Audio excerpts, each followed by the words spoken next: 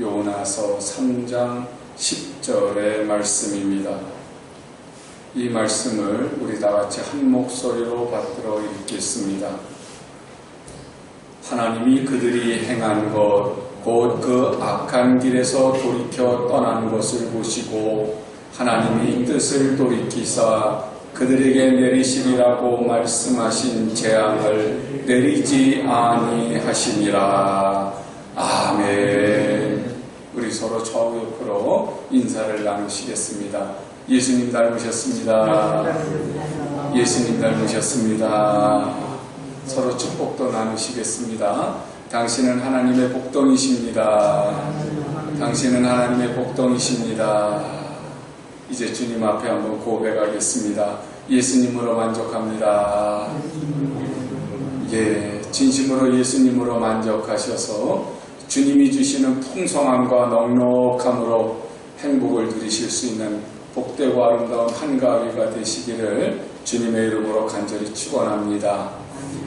며칠 전에 미국에 계시는 우리 은사님이 계시는데 김영봉 교수님이라고 페이스북에 그 하나님과 인간의 차이라고 하는 제목으로 글을 짤막하게 올리셨더라고요. 그래서 그 글을 보았더니 하나님은 마음대로 모든 것을 하실 수 있다. 하지만 아무 일이나 하시지는 않는다. 사랑 때문이다. 사랑으로 충만하셔서 인간은 마음대로 모든 것을 할 수 없다. 그래서도 안 된다. 하지만 아무 일이나 하고 싶어하고 실제로 그렇게 한다. 사랑 때문이다. 사랑에 굶주려서. 그렇게 짧은 글로 하나님과 인간의 차이를 이렇게 글을 올리셨더라고요.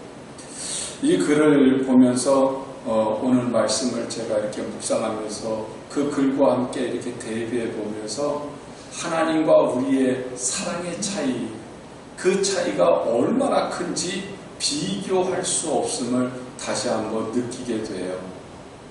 하나님의 사랑은 공의적인데 비해서 인간의 사랑은 이기적이죠. 그런데 우리가 하나님의 사랑이 공의적이다, 우리 인간의 사랑이 이기적이다, 이런 것들을 그냥 관념적으로만 알지만 실제로 하나님의 사랑의 특징을 고린도전서 13장에 나와 있는 모습으로 이해를 하다 보면 정말 우리가 그 사랑을 깊이 깨달을 수 있어요. 고린도전서 13장에서 사도 바울은 사랑의 특징이 뭐라고 얘기를 하냐면 사랑은 오래 참고, 사랑은 온유하며, 사랑은 자기의 유익을 구하지 아니하며, 시기하지 아니하며, 교만하지 아니하며, 모든 것을 참으며 모든 것을 견딘다. 그렇게 얘기를 하거든요. 이렇게 하나님의 사랑을 우리에게 그 특징을 가르쳐 주면서 우리에게도 이런 사랑을 하라고 성경을 우리에게 권유를 해요. 그런데 우리 인간의 사랑은 하나님의 이 거룩한 사랑을 알면서도 사실상 그 사랑을 그대로 다 하지는 못하죠. 왜냐하면 인간의 사랑이라고 하는 게 이기적이라고 하는 것은요, 내가 좋아하는 사람은 사랑하고 내가 싫어하는 사람은 미워한다고 하는 게 특징이잖아요. 그런데 이 이기적인 사랑이 얼마나 극단적인지 말이에요. 내가 싫어하는 사람을 그냥 싫어하는 것으로 끝내는 게 아니라 사실상 싫어하는 사람은 없어지는 게 좋다고 여기는 게 우리들이에요. 그냥 내가 저 사람 미워 이걸로 끝나는 게 아니라 저 사람 꼴 보기도 싫어. 저 사람은 아예 내 눈앞에서 없어졌으면 좋겠어. 그게 우리들의 모습이라는 거예요. 누가복음 9장 51절 이하에 보면 말입니다. 예수님께서 이제 갈릴리 북쪽 갈릴리에서 예루살렘으로 가셔야 되는 일이 있어요. 갈릴리는 이스라엘의 북쪽에 있어요. 예루살렘은 남쪽에 있어요. 그러니까 북쪽에서 남쪽으로 이렇게 내려오시려면 꼭 거쳐야 되는 곳이 있는데 거기가 바로 사마리아예요. 그때 제자들을 앞서서 보내시면서 사마리아로 이제 예수님이 지나가신다고 하는 것을 표현하시려고 합니다. 그런데 이 사마리아 사람들이 나와서요, 예수가 누구냐? 우리는 예수고 뭐고 필요 없어.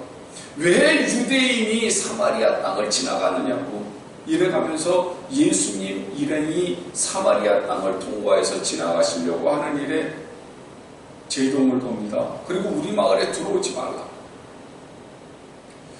이때 야고보와 요한이 화가 났습니다. 감히 예수님의 길을 막아? 그래서 예수님한테 주님, 하늘에서 불을 내려가지고 저 사마리아 땅을 완전히 쓸어버리시죠. 저 배은망덕한 사람들을 완전히 불에 태워버리시는 게 어떻겠습니까? 그러면서 예수님에게 막 그냥 화를 내면서 제안을 해요. 그때 예수님께서요, 오히려 야고보와 요한을 꾸짖으세요. 그리고는 다른 마을로 돌아가자. 그리고는 돌아가시는 모습이 성경에 기록되어져 있어요. 여러분, 여기서 우리는 예수님의 사랑과 제자들의 사랑의 차이를 발견할 수 있거든요. 제자들은 예수님께서 3년 동안 데리고 다니면서 예수님께서 얼마나 사랑하고 계시는지를 배운 사람들입니다. 그렇지만 예수님을 모시고 그 사마리아 땅을 지나갈 때에 사마리아 사람들이 그 마을을 지나가지 못하게 하니까 자존심도 상하고 울분도 참을 수가 없었어요. 그러니까 저 보기 싫은 놈들을 불에 태워 죽여버립시다. 그렇게 제안을 하지. 이 제자들의 모습이나 우리들의 모습이나 비슷해요. 우리가 예수님을 믿으면서 예수님께서 네 이웃을 내 몸과 같이 사랑하라 그렇게 말씀을 하실 때에 우리들이 그 말씀을 알아요. 알면서 그 말씀대로 살겠다고 다짐을 합니다. 신앙인처럼 정말 이웃을 사랑하는 따뜻한 모습으로 살기를 기도하기도 합니다. 그런데 때로는 우리로 하여금 화나게 하는 사람들이 있어요. 우리를 억울하게 하는 사람들도 있어요. 우리를 업신여기는 사람들도 있어요. 그럴 때 여러분은 어떠세요?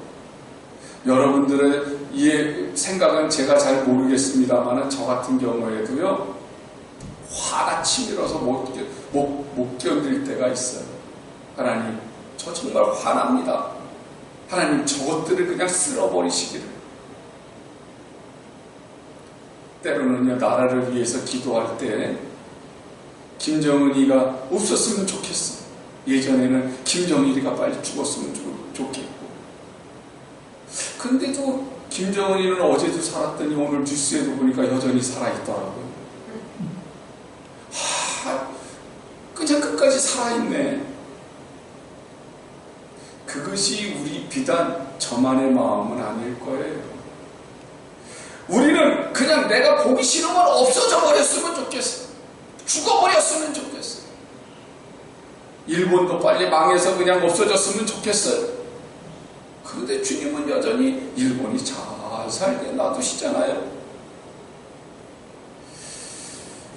왜 주님은 그렇게 미운 것, 내가 그렇게 없어졌으면 좋겠다고 생각하는 것까지도 심판하시지 않고 구원하시기를 원하시는 걸까요? 왜 사랑하시기를 원하시는 걸까요? 그것은 바로 우리가 하나님의 사랑을 배우고 익혀서 실천하기를 원하시기 때문이에요.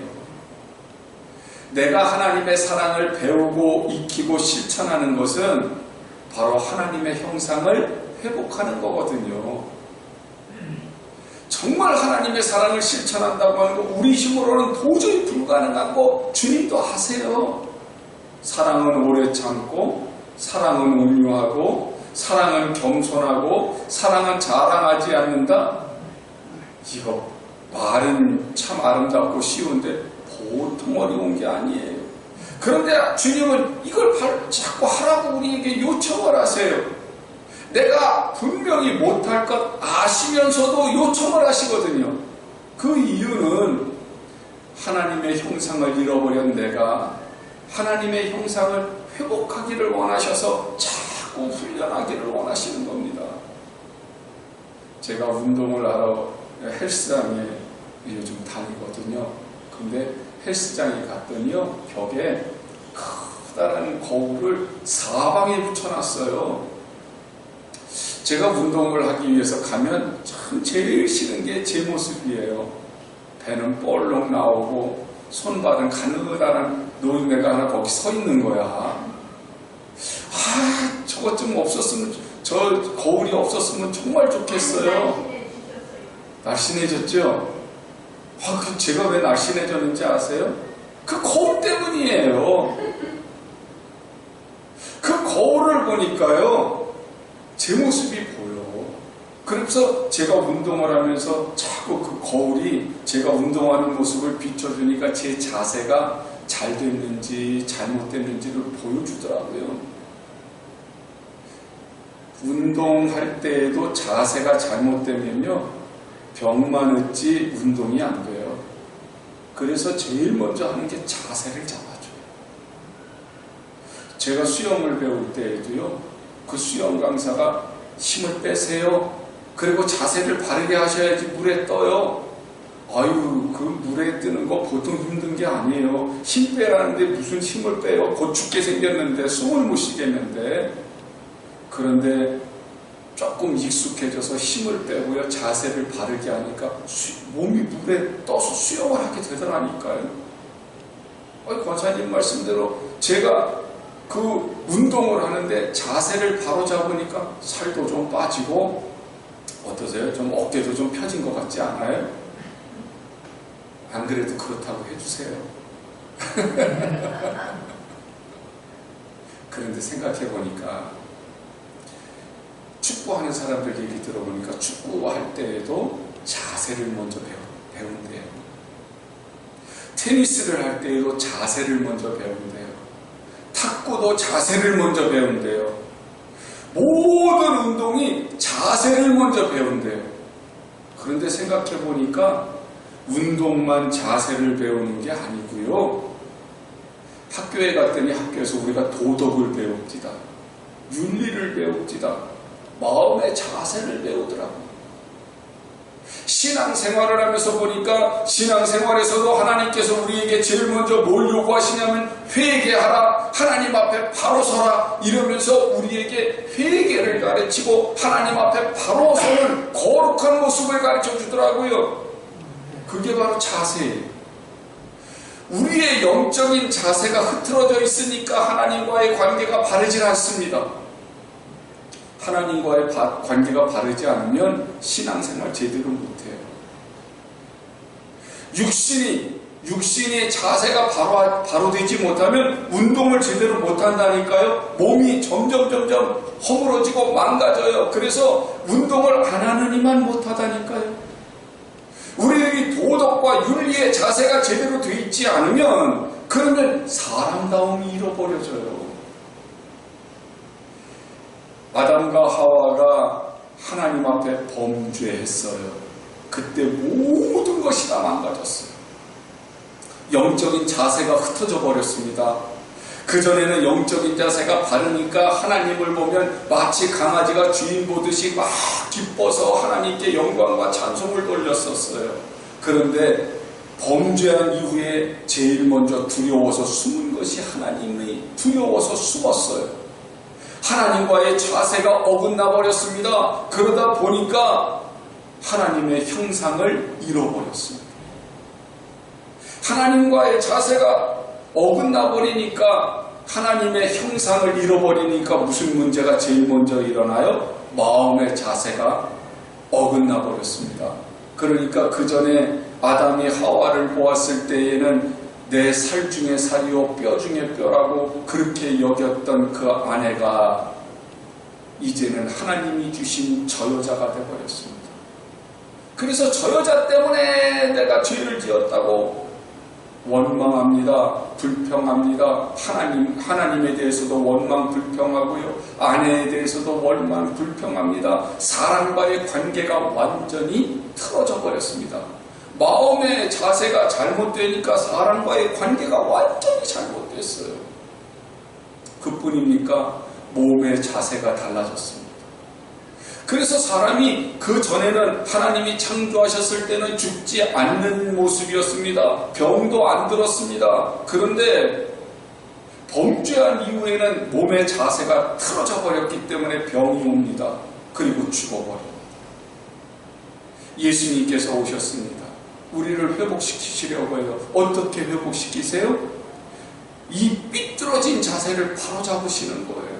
어그러진 이 모습을 다시 바로잡으시는 거예요. 그게 바로 하나님 형상의 회복이에요.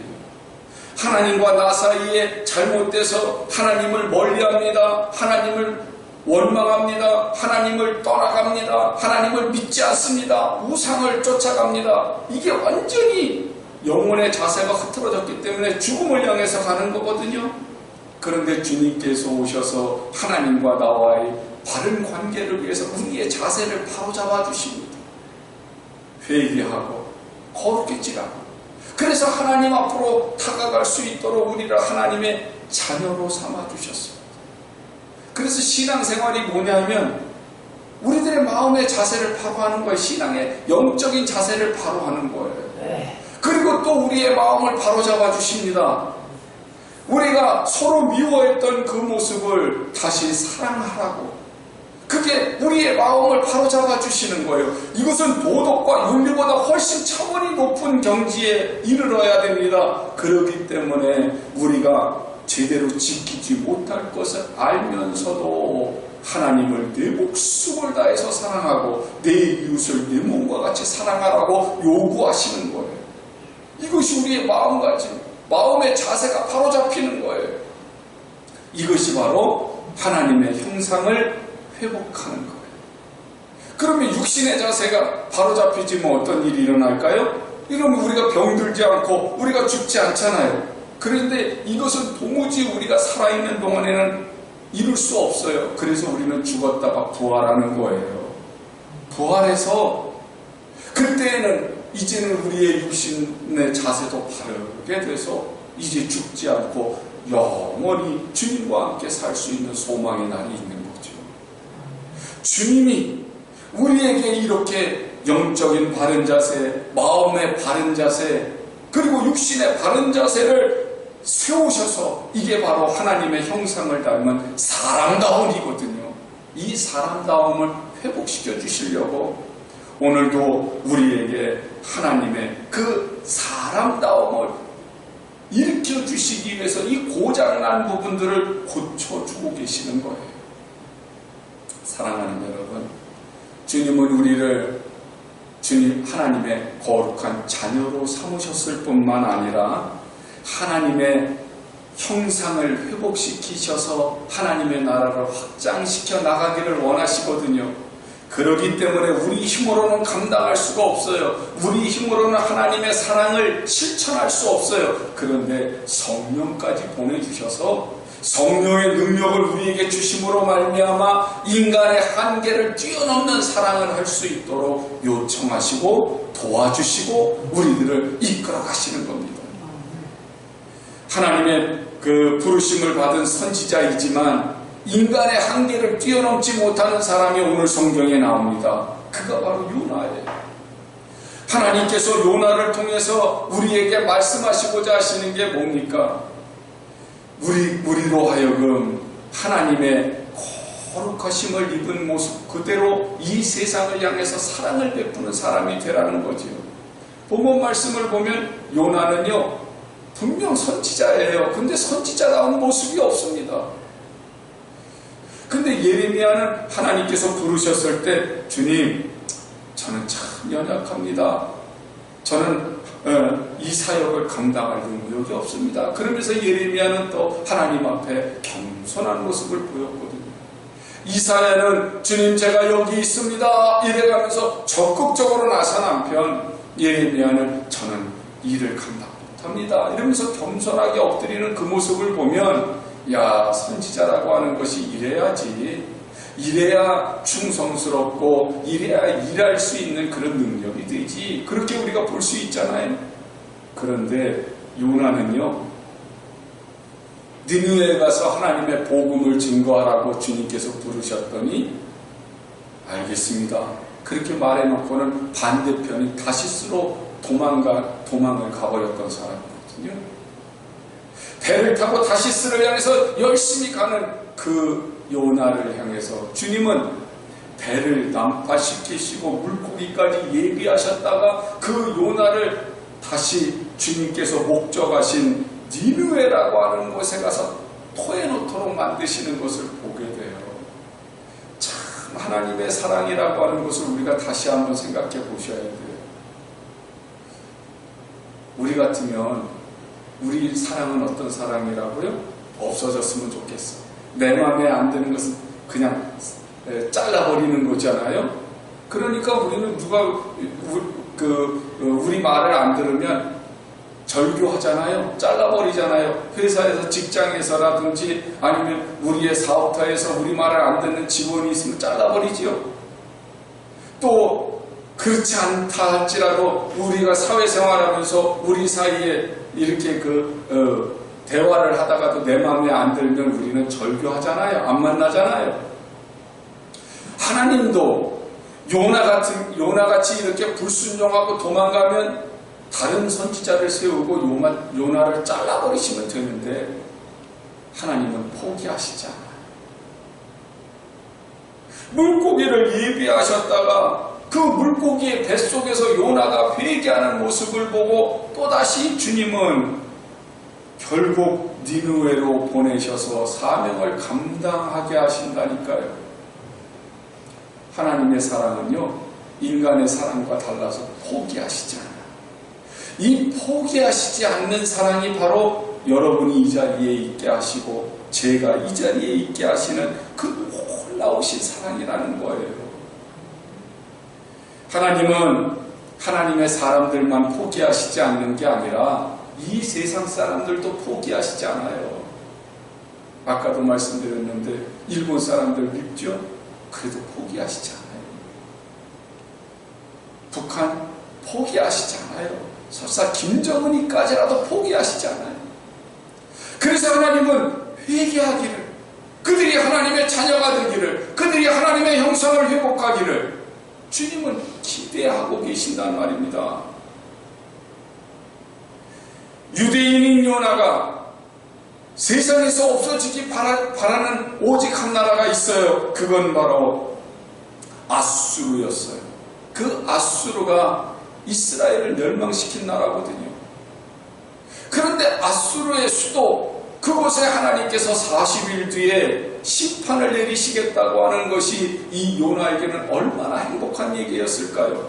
그런데 주님은 요나에게 뭐라고 말씀하시냐면, 아니, 내가 심판이 목적이 아니라 그들이 회개하고 구원받는 게 목적이야.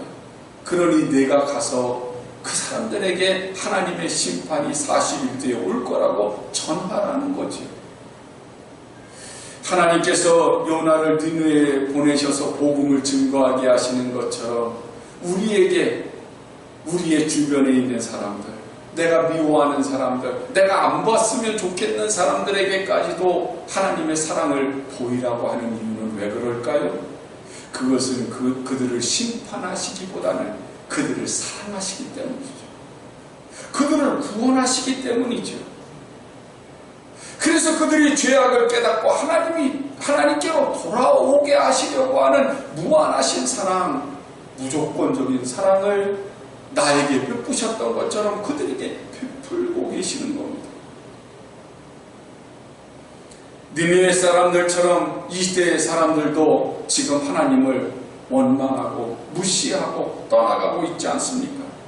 때로는 배반하고 하나님을 멀리 떠났음에도 불구하고 교회들을 세우고 또 우리 교회를 세우고 여러분들을 향해서 이웃을 사랑하라고, 그냥 사랑하는 것이 아니라 우리 몸과 같이 사랑하라고 그렇게 요청하고 계시잖아요.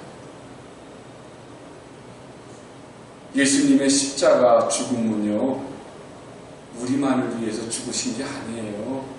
우리의 원수들도 위해서 죽으신 거예요. 우리 한번 따라서 해보시죠. 예수님 십자가 죽음은 하나님과 원수된 사람들을 위해서 죽으신 거다.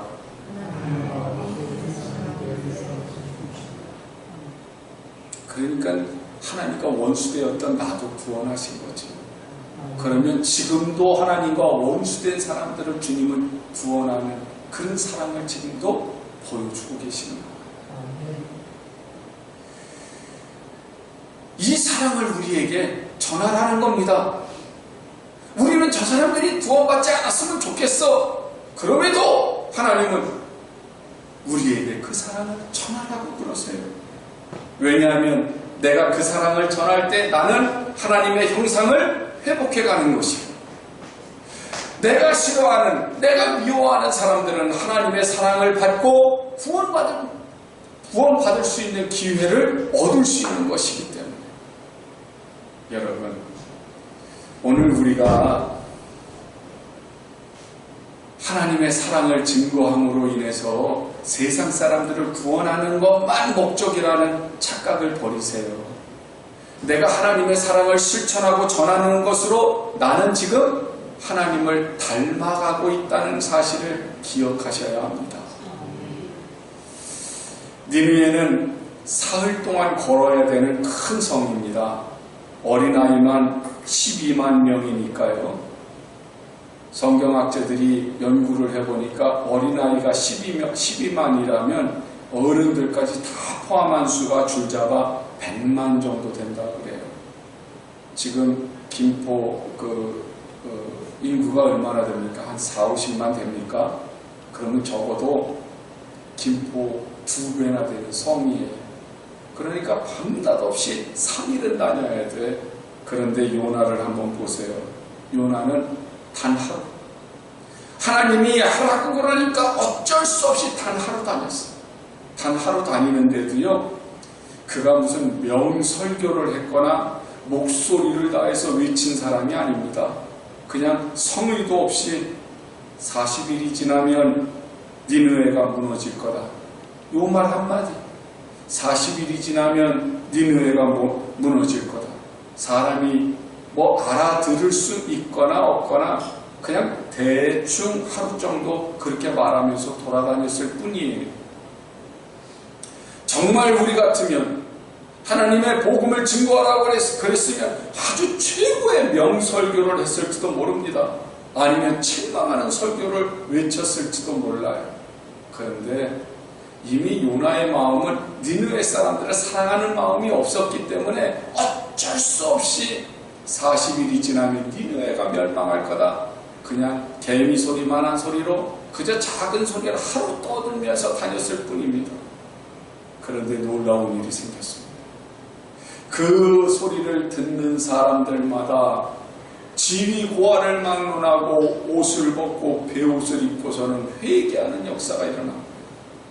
이 소식이 왕궁에 전해졌습니다. 왕이 그 요나를 잡아들여라 이랬어야 우리 그 얘기로는 맞을 것 같은데, 놀라운 일은 왕이 왕좌에서 내려오고 똑같이 베옷을 입습니다. 그리고는 금식을 선포하고요, 악한 행동을 멈추라고 칙령을 내립니다. 그리고는 짐승들까지도 금식하고 하나님을 믿고 회개하도록 조서를 내렸습니다. 100만에 이르는 거대한 도시의 사람들이 한순간에 회개하는 역사가 일어났습니다. 명설교도 아니었다니까요. 외치는 소리도 아니었다니까요. 그런데 100만이라고 하는 대도시가 회개의 역사가 일어납니다. 어떻게 세상에 이런 일이 일어날까요? 하나님께서 요나의 성의 없는 입술이라도 그 입술을 사용하시고 성령의 역사를 일으키셔서 그 도시가 회개하게 하시죠. 그리고는 오늘 본문 말씀처럼 하나님이 그들이 행한 것, 곧 그 악한 길에서 돌이켜 떠난 것을 보시고 하나님이 뜻을 돌이키사 그들에게 내리시라고 말씀하신 재앙을 내리지 아니하시니라. 그렇게 말씀하셨어요. 이 뒤에 결과는 아시죠? 4장 뒤에는요, 요나가 뭐라 그러냐면, 내가 그럴 줄 알았다는 거예요. 내 하나님 사랑을 아는데 하나님은 이 니느웨를 멸망시킬 마음이 애당초 없었어. 그러니 이 니느웨 사람들이 회개하니까 마치 기다리기라도 하셨듯이 그들에게 재앙을 안 내리신 거야. 그리고는 요나가 푸념을 해요. 그때 하나님께서 박농쿨을 통해서 얼마나 하나님께서 사람들을 사랑하시는지를 알려주시는 것이 요나서의 이야기예요. 그래요. 하나님의 소원은 뭐라고요? 하나님의 소원은 이 세상을 심판하시는 것이 목적이 아니고 소원이 아니세요. 하나님의 소원은 이 세상 사람들이 회개하고 구원받고 생명 얻기를 원하시는 것이 소원이세요. 그리고 그것이 목적이세요. 예수님의 십자가 사랑은 원수까지도 사랑한 사랑이라니까요. 이것이 바로 하나님의 사랑과 우리 사랑의 차이예요. 십자가 복음을 잘 아는 사람이라면 예수님처럼 하나님의 사랑을 자기 삶에서 잘 보여주는 사람, 그 사람이 십자가 복음을 잘 아는 사람이죠. 그러나 여러분이나 저나 아직은 요나와 같아서 내가 사랑하는 사람은 사랑할 줄 알고 내가 미워하는 사람은 미워하는 것이 우리의 모습 아닙니까? 그럼에도 불구하고 주님은 뭐라고 말씀하시냐면, 아니, 너희들이 원하든 원하지 않든 내 뜻대로 하나님의 사랑을 실천하고 하나님의 사랑을 보여주고 하나님의 사랑을 증거하는 사람이 되기를 원한다. 그것이 주님이 원하시는 모습이세요. 어떤 분이 하나님과 사람의 사랑의 차이를 아주 멋지게 표현을 하셨더라고요. 우리 한번 따라서 해보실래요? 하나님은 주고 용서하신다. 그러나 사람은 받고 잊어버린다. 다시 한번요. 하나님은 주고 용서한다. 그러나 사람은 받고 잊어버린다. 시작. 예, 조금 길죠. 다시 한번 시작. 하나님은 주고 용서한다. 그러나 사람은 받고 잊어버린다. 네, 하나님은 주고 용서해요. 사람은 받고 잊어버려요. 내일 모레가 추석이잖아요. 이 추석 때 우리는 기도하잖아요. 하나님, 햇빛과 바람과 비를 주셔서 너무너무 감사합니다. 이렇게 풍성한 계절에 풍성한 것들을 우리에게 허락해 주셔서 감사합니다. 그러잖아요. 그런데 주님은 이 풍성한 것들이 모자라서 누구까지 주시냐면 예수님까지 주셨어요. 우리가 예수님의 사랑까지 받아서 하나님의 자녀가 됐단 말입니다. 그런데 문제는 이 모든 것을 받고도 우리는 잊어버리고 살아요. 하나님의 자녀라고 하는 사실까지도 잊어버리고 살 때가 많아요. 하나님이 나에게 이렇게 모든 것들을 주셨다고 생각하면서 내가 감사하면서 살아야 되는데 오히려 그것을 잊어버리고 원망하고 살 때가 너무너무 많다고요. 그래서 사도 바울이 고린도전서 4장 7절에 이런 말씀을 해요. 누가 너를 남달리 구별하였느냐? 내게 있는 것 중에 받지 아니한 것이 무엇이냐? 내가 받았은즉 어찌하여 받지 아니한 것 같이 자랑하느냐? 그러거든요. 이게 무슨 말이에요? 내 평생에 내가 살아가는 데 있어서 하나님이 나한테 주시지 않은 게 뭐가 있어요? 모든 것이 다 하나님이 나한테 주신 건데,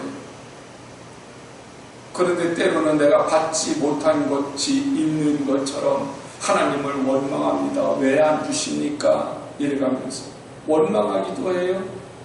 때로는 내가 하나님한테 받은 것이 아니라 내가 노력해서 한 것처럼 막 자랑합니다. 내가 이렇게 해서 이런 것도 이루었다고, 내가 집도 샀다고, 내가 성공했다고. 여러분, 참 우리는 얼마나 엉터리 신앙인들인지 말할 수가 없어요.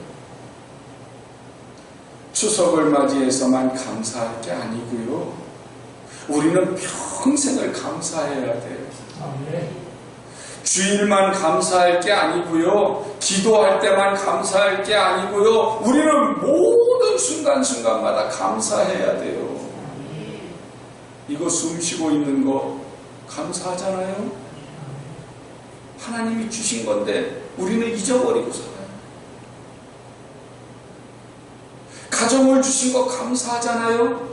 그런데 하나님이 주신 건데 내가 이룬 것처럼 착각하고 살 때가 있어요. 그러다 보니까 우리가 아직 완전히 회복되지 못하다 보니까 하나님께 감사할 줄도 모르고 원망하고 잘못된 신앙생활을 할 때도 있고요.